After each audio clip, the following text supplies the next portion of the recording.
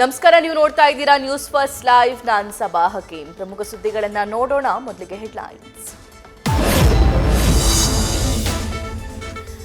ಪೊಲೀಸರಿಗೆ ದುಬಾರಿ ಆಗ್ತಾಲೇ ಇದೆ ದರ್ಶನ್ ಅಂಡ್ ಗ್ಯಾಂಗ್ ವಿರುದ್ಧದ ಕೇಸ್. ಚಾರ್ಜ್ ಶೀಟ್ ಸಲ್ಲಿಕೆಗೂ 1 ಲಕ್ಷ ರೂಪಾಯಿ ಖರ್ಚು. ಇವತ್ತು ಆರೋಪಿಗಳ ವಿರುದ್ಧ ದೋಷಾರೋಪಣಾ ಪಟ್ಟಿ ಸಲ್ಲಿಕೆ ಮಾಡೋ ಸಾಧ್ಯತೆ.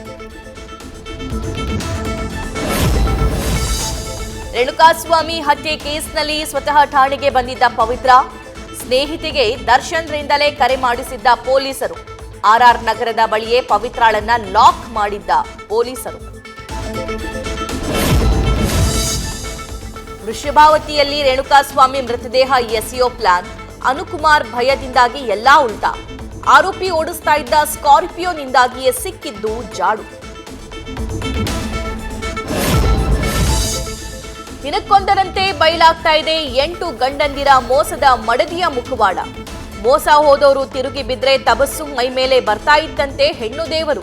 ಮಾಟ ಮಂತ್ರ ಕೂಡ ಮಾಡಿಸ್ತಾ ಇದ್ದಂತೆ ಐನಾತಿ ಮಹಿಳೆ.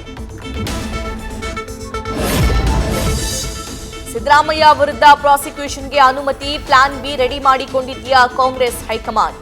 ಪದೇ ಪದೇ ಸಚಿವ ಸತೀಶ್ ಜಾರಕಿಹೊಳಿ ದೆಹಲಿ ನಾಯಕರ ಭೇಟಿ ಹಿಂದಿನ ರಹಸ್ಯವೇನು?